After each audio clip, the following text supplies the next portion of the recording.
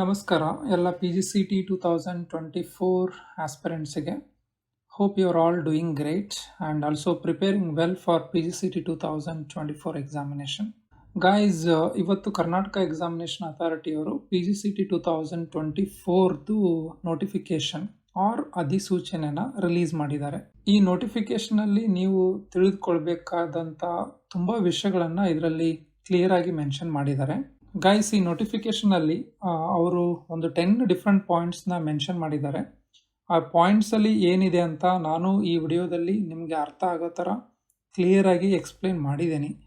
So watch the video till the end so that you can understand each and every point related to PGCET 2024 notification ಇವತ್ತು release ಮಾಡಿರೋದು. ಇದು complete notification ಅಲ್ಲ, short ಆಗಿ ಕೆಲವೊಂದು rules regulation related to PGCET 2024 they have mentioned in this particular notification. So ಇದರಲ್ಲೊಂದು 10 different points ಇದೆ. ಆಮೇಲೆ ಕೆಲವೊಂದು ಇಂಪಾರ್ಟೆಂಟ್ ಇನ್ಫಾರ್ಮೇಷನ್ ಕೊಟ್ಟಿದ್ದಾರೆ. ಅದನ್ನ ನೀವೆಲ್ಲರೂ ಕ್ಲಿಯರಾಗಿ ಅರ್ಥ ಮಾಡ್ಕೋಬೇಕು. ಅರ್ಥ ಮಾಡಿಕೊಂಡು ಆಮೇಲೆ ನೀವು ಅಪ್ಲಿಕೇಶನನ್ನು ಫಿಲ್ ಮಾಡಬೇಕು. ಓಕೆ, ಸೊ ಎಲ್ಲ 10 ಪಾಯಿಂಟ್ಸ್ ಏನಿದೆ ಅಂತ ಒಂದ್ಸರಿ ಕ್ಲಿಯರಾಗಿ ಅರ್ಥ ಮಾಡ್ಕೊಂಡು 24 ದ ಫಸ್ಟ್ ಪಾಯಿಂಟ್ ಏನಪ್ಪ ಅಂದರೆ ಸೆಲೆಕ್ಷನ್ ರೂಲ್ಸ್. ಸೊ ಇಲ್ಲಿ ನೋಟಿಫಿಕೇಶನ್ ಏನು ರಿಲೀಸ್ ಮಾಡಿದ್ದಾರೆ ಕರ್ನಾಟಕ ಎಕ್ಸಾಮಿನೇಷನ್ ಅಥಾರಿಟಿ ಅವರು, that is as per government order, so government of Karnataka. ಆಮೇಲೆ online application invited from eligible candidates. ಆ ಎಲಿಜಿಬಲ್ ಕ್ಯಾಂಡಿಡೇಟ್ಸ್ ಕರ್ನಾಟಕದವರು ಇರ್ಬೋದು, ನಾನ್ ಕರ್ನಾಟಕದವರು ಇರ್ಬೋದು. ಫಾರ್ ಯಾವ್ಯಾವೆಲ್ಲ ಪ್ರೋಗ್ರಾಮ್ಸ್ಗೆ, for MBA, MCA, ME, MArch and MTech. And admission ಏನು ನಡೀತಾ ಇದೆ ಇವಾಗ, okay, that is for the year 2024-25. ಈ PGCET 2024 ನಡೀತಾ ಇದೆಯಲ್ವಾ, ಪ್ರಾಸೆಸ್ ಸ್ಟಾರ್ಟ್ ಆಗಿದೆ. ಸೊ ಈ ಪ್ರಾಸೆಸ್ ಮೂಲಕ ಅಡ್ಮಿಷನ್ ತೊಗೊಳ್ಳೋರು ಅಕಾಡೆಮಿಕ್ ಇಯರ್ ಯಾವುದಿರುತ್ತಪ್ಪ ಅಂದರೆ 2024-25 ಅಂತ ಇರುತ್ತೆ. ಸೊ ನಿಮ್ದೆಲ್ಲ ಪ್ರಾಸೆಸ್ ಕಂಪ್ಲೀಟ್ ಆಗಬೇಕಂದ್ರೆ ಡಿಸೆಂಬರ್ ಅಟ್ಲೀಸ್ಟ್ ನವಂಬರ್ ಆಗೇ ಆಗುತ್ತೆ. ಸೊ ಅಲ್ಲಿಂದ ಸ್ಟಾರ್ಟ್ ಆದರೆ ದಟ್ ಮೀನ್ಸ್ 2024-25 ಅಂತಲೇ ಕನ್ಸಿಡರ್ ಆಗುತ್ತೆ. PGCET 2024 will be conducted by Karnataka Examination Authority. ಇಲ್ಲಿ PGCET 2024 ಪ್ರಾಸೆಸ್ನ ಕಂಪ್ಲೀಟ್ ಆಗಿ ನೋಡ್ಕೊಳ್ಳೋರು ಕರ್ನಾಟಕ ಎಕ್ಸಾಮಿನೇಷನ್ ಅಥಾರಿಟಿ ಅವರು. So next point is related to GATE score. ಈಗ ಕೆಲವೊಬ್ರು ಗೇಟ್ ಸ್ಕೋರ್ ಇರುತ್ತೆ ಅವ್ರ ಹತ್ರ, ಅಂದರೆ ದಿಸ್ ಈಸ್ ಫಾರ್ ಓನ್ಲಿ ಎಂಜಿನಿಯರಿಂಗ್ನವ್ರಿಗೆ ಮಾತ್ರ. Those who have valid GATE score can apply only for engineering or technological courses under VTU Belagavi. So ಯಾರ ಹತ್ರ ವ್ಯಾಲಿಡ್ ಗೇಟ್ ಸ್ಕೋರ್ ಇದೆ ಅವರು VTU ಅಂಡರಲ್ಲಿರೋಂಥ ಎಂಜಿನಿಯರಿಂಗ್ ಆ್ಯಂಡ್ ಟೆಕ್ನಾಲಜಿಕಲ್ ಕೋರ್ಸಸ್ಸಿಗೆ ಮಾತ್ರ ಅಪ್ಲೈ ಮಾಡೋಕ್ಕೆ ಎಲಿಜಿಬಲ್ ಇರ್ತಾರೆ. ಆಮೇಲೆ candidates with valid score can apply for PGCET 2024. So ಯಾರ ಹತ್ರ ವ್ಯಾಲಿಡ್ ಗೇಟ್ ಸ್ಕೋರ್ ಇದೆ ಅವರು PGCET 2024ಗೆ ಅಪ್ಲೈ ಮಾಡ್ಬೋದು. ಬಟ್ ಅವರು PGCET 2024 ಎಕ್ಸಾಮ್ ಬರೆಯೋ ಅವಶ್ಯಕತೆ ಇಲ್ಲ. However they need to complete online application and pay the fees. So ಈ ಒಂದು ಪ್ರಾಸೆಸ್ನ ಅವರು ಕಂಪ್ಲೀಟ್ ಮಾಡಬೇಕಾಗತ್ತೆ. ಬಟ್ ಅವರು ಎಕ್ಸಾಮ್ ತೊಗೊಳ್ಳೋ ಆಗಿಲ್ಲ, ಯಾಕಂದರೆ already they have written exam. ಆ ರ್ಯಾಂಕ್ ಅವರೇ ಕನ್ಸಿಡರ್ ಮಾಡ್ತಾರೆ based on the score. Okay, that is the instruction for GATE score candidates. Third point ಏನಪ್ಪ ಅಂದರೆ ನಾನ್ ಕರ್ನಾಟಕ ಕ್ಯಾಂಡಿಡೇಟ್ಸ್. ಈಗ PGCETನ ಇವನ್ ನಾನ್ ಕರ್ನಾಟಕ ಕ್ಯಾಂಡಿಡೇಟ್ಸು ಬರೀಬೋದು. Non Karnataka candidates are eligible for those only seats that are surrendered by college management. But ಅವ್ರಿಗೆ PGCETಯಲ್ಲಿ ಈ college ಮ್ಯಾನೇಜ್ಮೆಂಟ್ನವರು management ಕೋಟಾದಲ್ಲಿರೋಂಥ ಸೀಟ್ಸ್ನ ಸರೆಂಡರ್ ಮಾಡ್ತಾರಲ್ವ, ಆ ಸೀಟ್ಸ್ನ ಮಾತ್ರ ಅವರು ತೊಗೊಳಕ್ಕೆ ಎಲಿಜಿಬಲ್ ಇರ್ತಾರೆ. Not seats which are reserved for SC, ST, OBC. Okay, ಅದೆಲ್ಲ ಅವ್ರಿಗೆ ಎಲಿಜಿಬಿಲಿಟಿ ಇರೋದಿಲ್ಲ. ಸೊ ಅದಕ್ಕೆ ಇಲ್ಲಿ ಕರೆಕ್ಟಾಗಿ ಮೆನ್ಷನ್ ಮಾಡಿದ್ದಾರೆ, non Karnataka candidates are not eligible for any SC, ST or OBC reservation in Karnataka. Non Karnataka candidates will be considered as GM candidates. Hence, they need to have at least 50% aggregate marks in UG programs. That is the eligibility for non-Kannadiga candidates. The fourth point is about educational qualification eligibility. The fourth point ಏನಪ್ಪ ಅಂದರೆ it is related to eligibility. Education qualification eligibility ಎಷ್ಟಿರಬೇಕು PGCET exam ತಗೋಬೇಕಂದ್ರೆ ಎಲ್ಲ candidates accept SC, ST ಅವ್ರನ್ನ ಬಿಟ್ಟು ಅವರ UG ಪ್ರೋಗ್ರಾಮಲ್ಲಿ minimum ಅಂದ್ರೆ 50% aggregate ಇರಬೇಕು. Okay, ಈಗ BCom, BBA ಅಥವಾ BCA, BSW ಯಾವುದೇ ಗ್ರ್ಯಾಜುಯೇಷನ್ ಮಾಡಿದ್ದೀರಾ ಅಂದ್ಕೊಳ್ಳಿ. ಆವಾಗ if you are a GM candidate or 2A, 2B ಆ ಥರ ಕ್ಯಾಂಡಿಡೇಟ್ಸ್ ಆಗಿದ್ರೆ ನೀವು ಮಿನಿಮಮ್ 50% ಅಗ್ರಿಗೇಟ್ ಮಾರ್ಕ್ಸ್ ಇರಬೇಕು ನಿಮ್ಮದು, ಎಲ್ಲ 6 ಸೆಮಿಸ್ಟ್ರು ಸೇರಿ. ಸಪೋಸ್ ನೀವು SC/ST ಕ್ಯಾಂಡಿಡೇಟ್ಸ್ ಆಗಿದ್ದರೆ ನಿಮ್ಮ minimum aggregate percentage of marks should be 45% in undergraduate programme. ಆಮೇಲೆ reservation will be given only for Karnataka candidates, non ಕರ್ನಾಟಕದವರಿಗೆ ಕೊಡೋದಿಲ್ಲ. So these points you should keep in mind. The fifth point is related to exam schedule. So PGCET 2024 ಯಾವಾಗ ನಡೆಯುತ್ತೆ? So this happens on 2 days, 13th July 2024 and 14th July 2024. 13th July 2024 ಮಧ್ಯಾಹ್ನ 2:30 4:30 ಅಂದರೆ 2 hours examination. ಯಾವ್ಯಾವೆಲ್ಲ ಪ್ರೋಗ್ರಾಮ್ಸಿಗೆ ನಡೆಯೋದು? ME, MTech and MArch. So ಈ 3 different ಪ್ರೋಗ್ರಾಮ್ಸಿಗೆ ನಡೆಯುವಂಥ ಒಂದು entrance exam, that is PGCET 2024 on 13th July.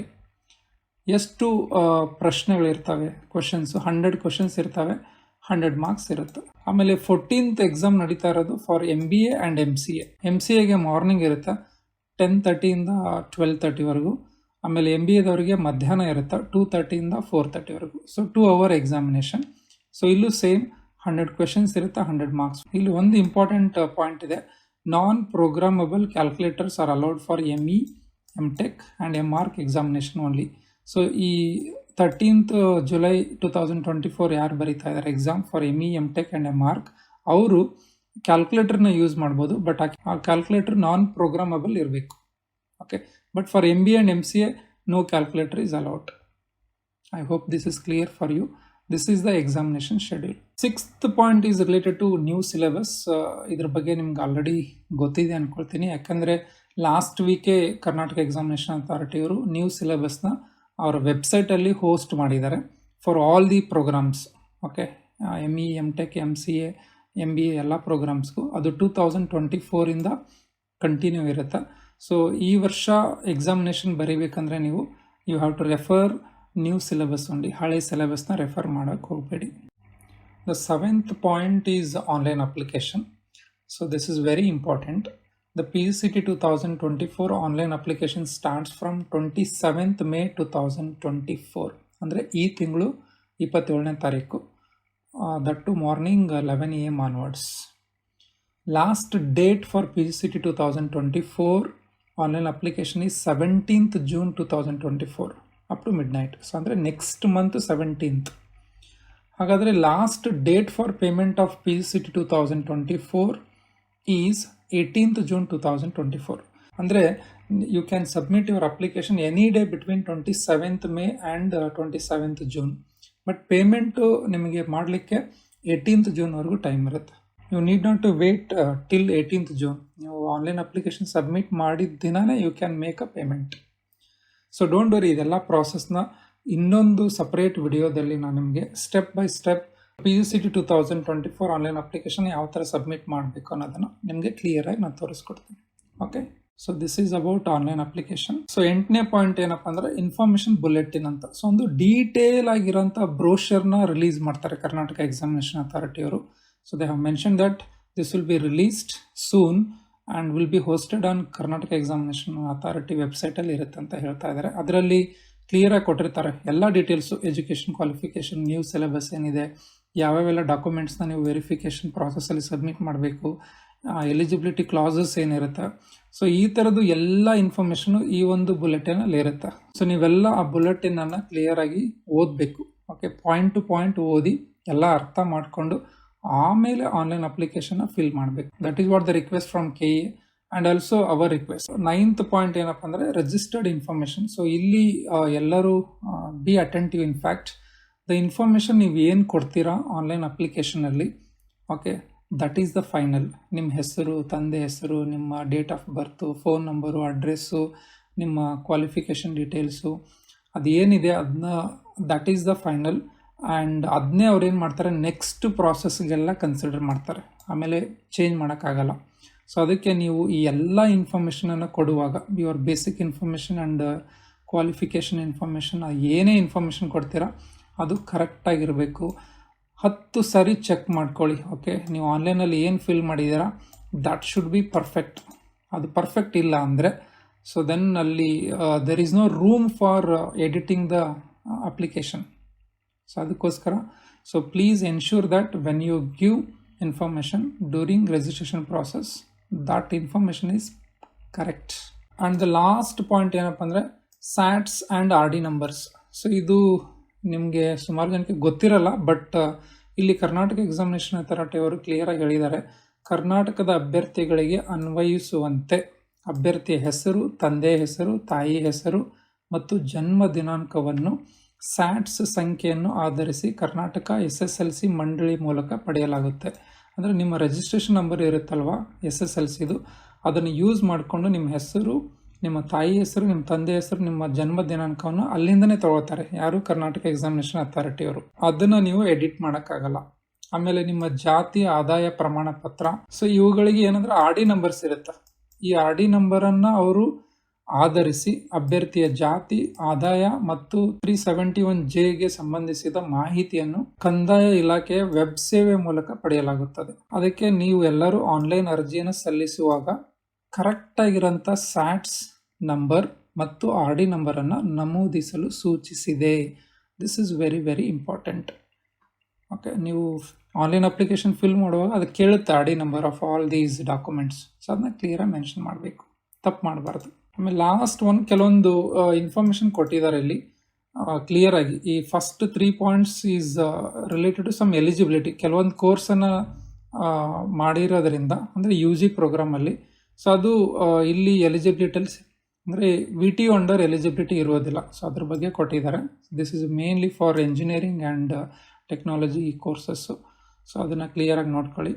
ಆಮೇಲೆ PGCET 2024ನಲ್ಲಿ ಅರ್ಹತೆಯನ್ನು ಪಡೆದ ಮಾತ್ರಕ್ಕೆ, just because you have got eligibility for 2024 PGCET, ಅರ್ಹತಾ ಮಾನದಂಡಗಳನ್ನು ಪೂರೈಸದಿದ್ದಲ್ಲಿ, ನೋಡಿ ಕ್ಲಿಯರಾಗಿ ಹೇಳಿದ್ದಾರೆ, ಅಥವಾ ನಿಗದಿತ ಪ್ರಮಾಣ ಪತ್ರಗಳನ್ನು ದಾಖಲಾತಿ ಪರಿಶೀಲನೆಗೆ ಹಾಜರುಪಡಿಸದಿದ್ದಲ್ಲಿ ಅಭ್ಯರ್ಥಿಯು ಪ್ರವೇಶಾತಿಗಾಗಿ ಯಾವುದೇ ಹಕ್ಕನ್ನು ಹೊಂದಿರೋದಿಲ್ಲ. ಆಮೇಲೆ 2024 PGCET ಪರೀಕ್ಷೆಯ ನಂತರ ದಾಖಲಾತಿ ಪರಿಶೀಲನೆಯನ್ನು ಪೂರ್ಣಗೊಳಿಸಬೇಕು. ಅಂದರೆ ಡಾಕ್ಯುಮೆಂಟ್ ವೆರಿಫಿಕೇಷನ್ ಕಂಪ್ಲೀಟ್ ಮಾಡಬೇಕು, ವೆರಿಫಿಕೇಷನ್ ಸ್ಲಿಪ್ನ ಡೌನ್ಲೋಡ್ ಮಾಡ್ಕೋಬೇಕು, ಆಪ್ಷನ್ ಎಂಟ್ರಿಗಳನ್ನು ಕಂಪ್ಲೀಟ್ ಮಾಡಬೇಕು. ಆಮೇಲೆ ಈ ಎಲ್ಲ ಪ್ರೋಗ್ರಾಮ್ಗಳಿಗೆ ನೀವು ಅರ್ಹತೆಯನ್ನು ಪಡಿತೀರಾ ಅಂತ ಅರ್ಥ. ಆಮೇಲೆ ಅಭ್ಯರ್ಥಿಗಳು ಹೊಂದಿರುವ UG ಪದವಿಗಳ ಆಧಾರದ ಮೇಲೆ ಆಯ್ಕೆ ಮಾಡಿಕೊಳ್ಳಲು ಸ್ನಾತಕೋತ್ತರ ಪದವಿಗಳು ಮತ್ತು ಪ್ರಾಧಿಕಾರವು ನೀಡೋ ಎಲ್ಲ ಪ್ರವೇಶಗಳು ಸರ್ಕಾರ ಮತ್ತು ಸಂಬಂಧಿಸಿದ ವಿಶ್ವವಿದ್ಯಾನಿಲಯಗಳು ಅಥವಾ ಅಪೆಕ್ಸ್ ಸಂಸ್ಥೆಗಳು ನೀಡುವ ಅನುಮೋದನೆಗೆ ಒಳಪಟ್ಟಿರುತ್ತದೆ. ಸೊ ಇದರ ಅರ್ಥ ಏನಪ್ಪ ಅಂದರೆ, for example, I have got MBA admission in RNSIT.